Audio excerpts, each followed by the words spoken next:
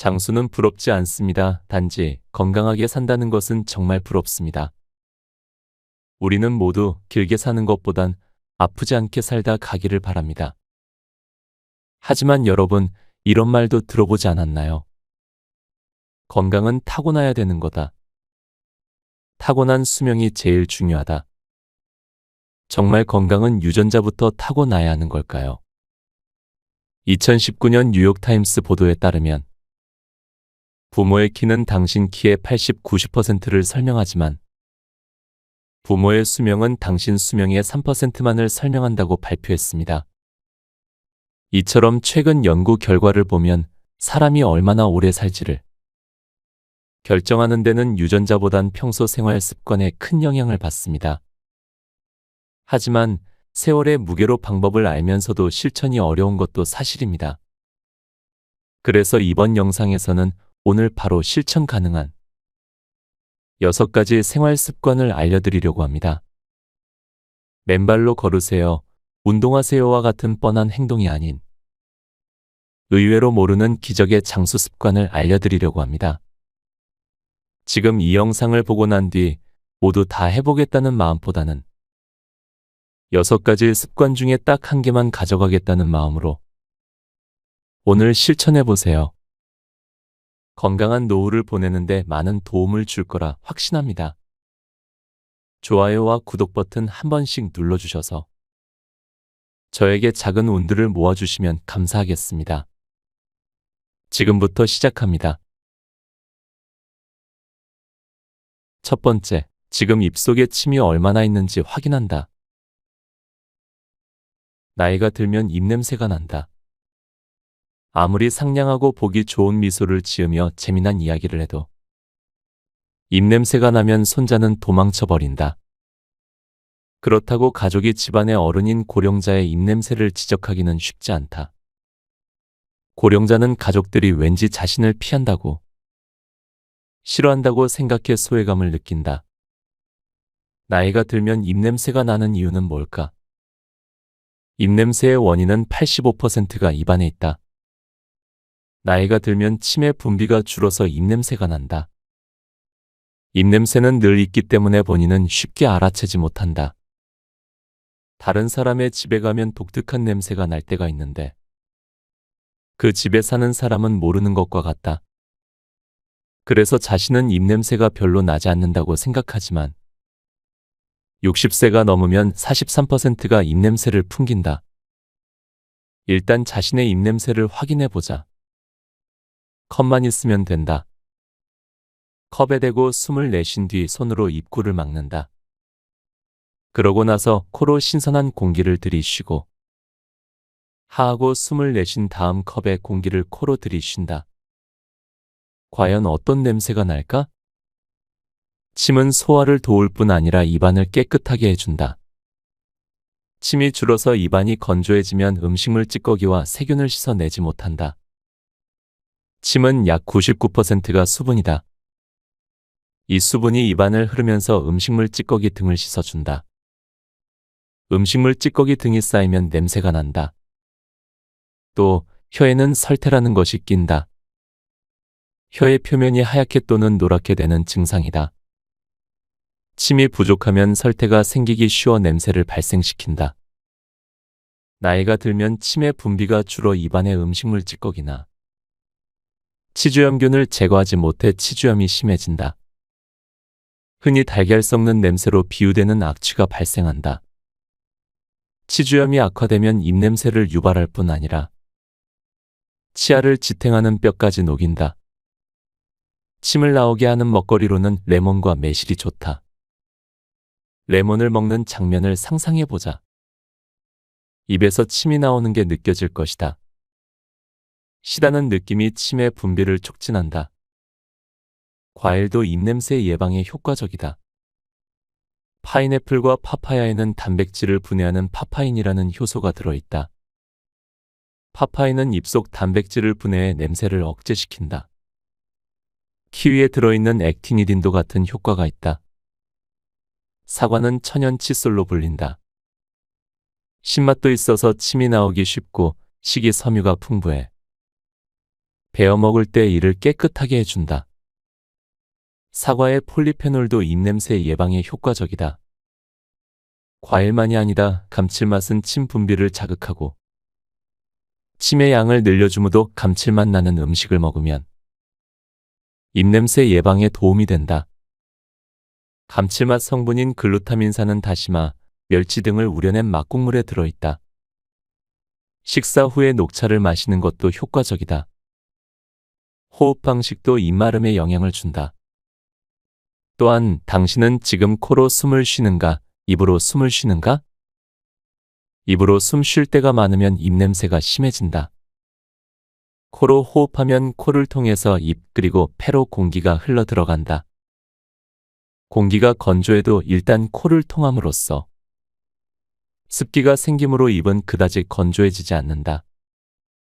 반면에 입으로 호흡하면 공기가 직접 입으로 들어간다. 그러면 입이 말라 들러붙고 입냄새도 심해진다. 따라서 평소 코로 호흡하도록 해야 한다. 두 번째, 소변 참는 연습을 하자. 고령자가 외출을 싫어하는 이유는 화장실을 자주 가야 하기 때문이다. 나이가 들면 소변을 농축하는 호르몬이 줄어든다. 그러면 소변 농도가 흐려지고 양도 증가한다. 화장실을 자주 가는 건 소변을 담아두는 방광이 탄력을 잃기 때문이기도 하다. 방광의 신축성이 떨어지면 방광에 소변을 담아둘 수 없게 되어 조금만 소변이 차도 화장실에 가고 싶어진다. 남성의 경우는 전립선 비대로 소변이 지나는 요도가 압박을 받아 배뇨에 시간이 걸리거나 잔뇨감이 생겨 화장실에 자주 간다. 여성은 원래 요도가 짧은 데다가 근육이 약해져서 소변을 참지 못한다. 참을 수 있는 시간은 60분, 애를 써도 90분이 한도다. 커피나 차 같은 카페인 함유 음료를 마시지 않는 게 예방책이다.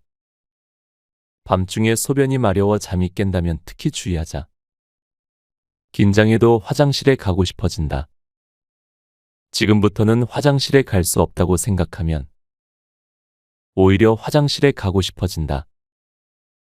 언제든 갈 수 있다고 생각해야 결과적으로 화장실에 가는 횟수를 줄일 수 있다. 화장실에 갈 수 있을 때 자주 가둔다는 생각은 역효과를 일으킨다. 화장실에 자주 가면 습관이 되어 방광해 소변이 조금만 차도 화장실에 가게 된다. 아주 급하지 않으면 참도록 훈련하는 편이 더 좋다. 소변을 참으려면 골반저근이라는 근육을 강화해야 한다. 이 근육이 느슨해지면 웃기만 해도 소변이 나오는 등 사소한 자극에도 소변을 지린다. 골반저근 운동을 하면 도움이 된다. 먼저 천장을 보고 바로 누운 자세에서 무릎을 세운다.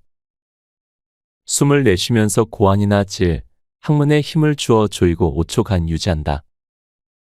그리고 힘을 빼면서 5초에 걸쳐 숨을 들이쉰다. 다음은 네 발로 기어가는 자세를 취한 후 숨을 내쉬면서 고환이나 질, 항문에 힘을 주어 조인 채 5초간 유지한다. 마찬가지로 힘을 빼며 5초에 걸쳐 숨을 들이쉰다.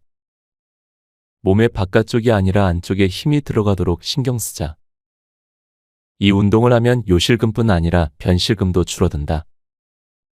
나이가 들면 변실금도 생기기 쉬우므로 미리미리 운동 습관을 들이자. 세 번째, 가래는 무조건 뱉어내야 한다. 나이가 들면 자주 사레가 들린다. 인간이 입을 통해 먹은 것은 식도를 지나 위로 흘러간다. 공기만 기도를 통해 폐로 가게 되어 있다. 이것은 자동적으로 판별된다. 그러나 나이가 들면 이 판별이 제대로 이루어지지 않는다. 그렇게 되면 본래는 공기가 지나가야 할 길인 기도로 음식물이나 침이 들어가 폐로 향한다. 그대로 두면 폐렴에 걸리기 때문에 우리 몸은 기침을 해서 뱉어내려고 한다. 근력이 있는 젊을 때는 기침 한두 번이면 음식물이 배출되어 제 길로 흘러간다. 살에까지 가지 않는다. 그런데 나이가 들면 밀어내는 힘도 약해진다. 가래가 많아지는 현상도 사례와 관계가 있다. 식도로 가야 할 음식물이 폐로 가면 염증을 일으켜 가래의 원인이 된다.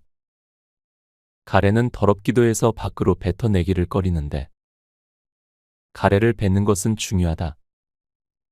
제대로 뱉어내지 못해서 가래가 폐로 계속 들어가면 폐렴을 일으킨다. 가래와 음식물이 폐로 들어가 폐렴이 되는 것을 오연성 폐렴이라고 한다. 오연성 폐렴의 경우 어제까지 건강했던 사람이 갑자기 생사를 헤매게 되기도 한다. 본인도 가족도 크게 놀란다. 그러므로 가래를 뱉어내려 할 때는 더러우니까 하지 말라고. 타박하지 말고 오히려 도와주어야 한다. 본인도 가족도 가벼이 여겨선 안 된다. 내가 만난 한 고령의 환자는 고혈압 약을 복용하지만 몸이 쇠약하지는 않았다. 백내장 수술을 받으러 입원을 했는데 수술이 잘 끝난 후 안대를 한 채로 저녁 식사를 하고 있었다. 그런데 갑자기 사례가 들려서 호흡을 할 수 없게 되었다. 의식을 잃었고 목숨이 위험한 상태였다. 다행히 현장에 있던 의사가 적절히 대응해 목숨을 건질 수 있었다. 처치가 빨랐던 덕분에 장애 걱정도 덜 수 있었다. 몸에 별 이상이 없는 사람한테도 이런 일이 일어난다. 이 경우는 병원 아니어서 즉시 대처할 수 있는 의사와 설비가 갖춰져 있어서 목숨을 구할 수 있었다. 병원 밖에서 일어났다고 생각하면 등골이 서늘하다. 고령자 스스로 가래를 쉽게 뱉는 방법도 있다. 꼭 알아두자.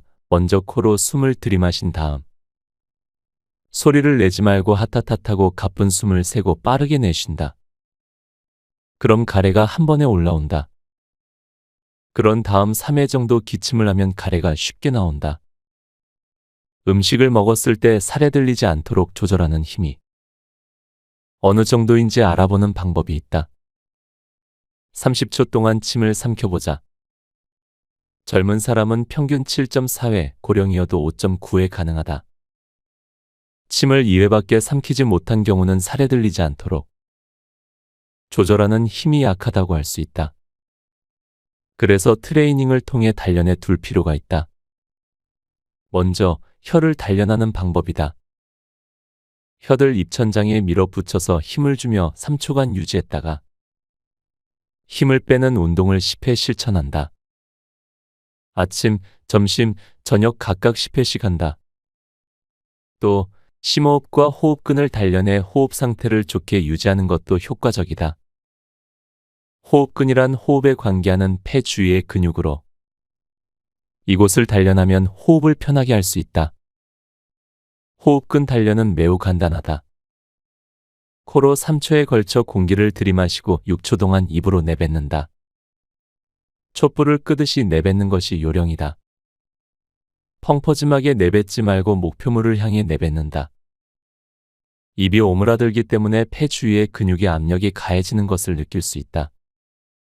살에 들리지 않으려면 입이 마르지 않게 한다. 입이 건조하면 가래가 생기기 쉽다. 수분을 섭취하거나 사탕을 물면 입안 수분 유지에 좋다. 단, 당분이 많이 들어있는 음료는 마시면 침이 줄어서 오히려 입안 건조증을 키움으로 삼가자. 오징어와 문어회를 즐기는 사람도 많은데 이렇게 즐기고 잘 씹히지 않는 음식을 먹는 건 위험하다. 먹고 싶을 때는 목에 걸리지 않게 잘게 잘라서 먹어야 한다. 네 번째, 돋보기나 안경을 꼭 점검한다. 고령자는 왜 계단에서 잘 넘어질까? 중심과 눈의 영향이 크다. 나이가 들면 중심이 불안정해진다. 20, 30대와 비교하면 60대는 20%, 70대는 41%의 비율로 균형 감각이 떨어진다. 80대 이후는 80%가 넘는다. 게다가 고령자는 젊은 사람과 달리 몸이 앞으로 조금만 기울어져도 중심이 불안정해진다. 계단을 오르내릴 때는 몸이 앞으로 기울어지는 경향이 있어서 중심이 무너져 쉽게 넘어진다. 몸을 뒤로 젖히면 괜찮을까? 그렇지 않다. 몸을 뒤로 젖히면 미끄러지기 쉽다. 앞으로 기울이는 것도 뒤로 젖히는 것도 위험하다. 나이가 든 다음에는 쉽지 않긴 하지만 계단에서든 어디서든 중심을 잡고 걷는 습관을 들여야 한다. 중심을 얼마나 유지할 수 있는지부터 확인해 보자. 방법은 간단하다. 눈을 뜬 상태에서 한 발로 몇 초 동안 서 있을 수 있는지 확인한다. 15초 이상 버틸 수 있으면 괜찮은데 15초 미만이라면 중심이 불안정해서 넘어지기 쉬운 상태다. 참고로 이 확인 방법은 그 자체가 운동이 된다. 한 발로 서기를 몇 초 동안 할 수 있는지 매일 반복해 확인하다 보면 균형 감각이 향상된다. 단, 무리하다 넘어질 수 있으므로 사고를 당하지 않도록 주의해서 한다. 눈은 고령자의 넘어짐에 크게 영향을 미친다. 나이가 들면 눈이 잘 보이지 않아서 계단을 헛디디게 된다. 눈을 감고 한 발 서기를 해보자. 이 방법은 넘어지기 쉬우므로 절대 무리해선 안 된다. 10초도 견디지 못하는 사람이 많을 것이다. 그만큼 인간은 눈을 사용해 자신의 위치를 확인하면서 중심을 안정시킨다. 눈과 관련해 고령자의 넘어짐 사고에 영향을 미치는 주된 요소는 원근감, 안경 빛이다. 나이가 들수록 원근감이 떨어진다. 가깝다, 멀다의 판단을 하기 어려워진다. 계단을 헛디디기 쉬운 이유다. 다음은 안경이다. 사물을 잘 보게 해주는 것이 안경인데 오히려 사고를 부른다니 의아할 것이다. 고령자는 원근겸용 안경을 끼는 경우가 많은데 이런 다초점 렌즈가 넘어짐 사고의 원인이 된다. 원근 겸용 안경은 렌즈 아래쪽을 보면 가까운 게 잘 보이고 위를 보면 먼 곳이 잘 보이도록 설계되어 있다. 그런데 이런 설계가 계단을 내려갈 때 문제가 된다. 고령자는 넘어지지 않으려고 아래를 보며 걷는데 이때 돋보기 역할을 하는 렌즈의 아래쪽을 통해 가까운 곳에 초점이 맞춰지면 그 다음 발을 디뎌야 하는 계단이 뿌옇게 보여 헛디디기 쉽다. 내려갈 때는 턱을 당겨 아래를 보는 습관을 들여야 한다. 5번째, 횡단보도 신호등이 잘 보이는지 점검한다. 횡단보도를 건널 때 고령자는 신호등을 거의 보지 않는다. 넘어질까봐 발 아래를 보고 걷는다. 게다가 허리도 굽었다. 신호등을 올려다보기가 어렵다. 걸음을 멈추고 상체를 들어 올리지 않으면 보이지 않는다. 또 눈꺼풀까지 처져 있다. 시야의 위쪽은 보기 힘들기 때문에 아예 신호를 보지 않는다. 멀리 떨어진 곳에서는 신호등이 보이지만 가까이 가면 보이지 않는다. 눈꺼풀이 처지지 않았을 때는 상향 45도 이상 보인다. 그러나 나이가 들고 눈꺼풀이 처지면 차츰 시야가 좁아진다. 만일 집안에 고령자가 식기나 늘 사용하는 물건을 위쪽에 두지 않는다면 눈꺼풀이 처졌는지 살펴보자. 실제로 눈꺼풀을 손가락으로 집어 들어 올려주면 눈꺼풀이 처져 있었던 경우 잘 보인다고 감탄할 것이다. 참고로 눈꺼풀이 처지면 사물을 보기 어려울 뿐 아니라 어깨 결림과 피로를 느끼게 된다. 눈꺼풀이 처지는 안검하수라는 증상은 안과에서 다룬다. 고령의 환자를 진찰하다 보면 처진 눈꺼풀 때문에 신호등을 미처 보지 못한 경우를 만난다. 늘어진 피부를 제거하는 수술을 받은 후 눈이 커져서 보기 쉬워졌다고 말하는 사람들이 있다. 눈꺼풀이 처져서 신호등을 잘 보지 못하는 상황은 보행뿐 아니라 운전 중에도 일어난다. 잘못하면 신호를 무시하고 돌진할 우려가 있다. 눈꺼풀 처짐은 예방이 중요하다. 콘택트 렌즈 사용자는 눈꺼풀이 처지기 쉬우므로 주의해야 한다. 특히 하드 렌즈는 장시간 사용하지 않는 게 좋다. 가렵다고 눈을 세게 비비는 습관도 눈꺼풀 처짐을 가속화한다. 여성은 화장을 지울 때 문지르기 때문에 눈꺼풀이 처지기 쉽다. 문지르지 말고 가볍게 닦아내는 습관을 들인다. 인조 속눈썹은 눈꺼풀을 무겁게 해 처지게 함으로 붙이지 않는 편이 좋다. 정기적으로 눈꺼풀을 올리는 눈 운동을 하면 좋다. 눈을 세게 감았다가 크게 뜨면서 눈꺼풀을 들어 올린다. 아무데서나 자투리 시간에 할 수 있으므로 하루에 10번씩 해보기를 권한다.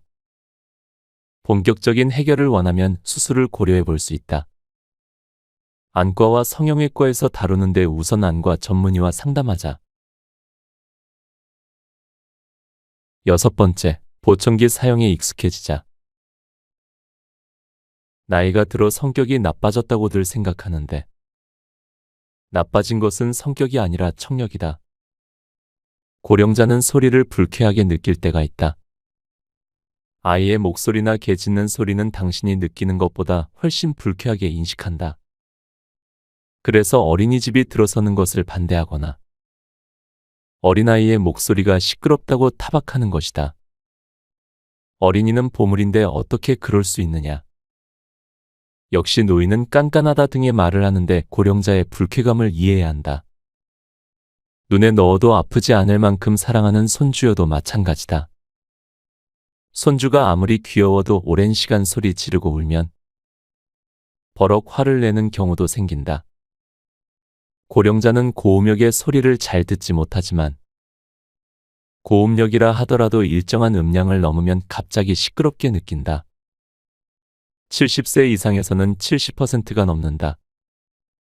즉, 높은 소리는 작으면 안 들리고 크면 갑자기 이명처럼 귀가 아플 만큼 불쾌한 소리가 되는 것이다.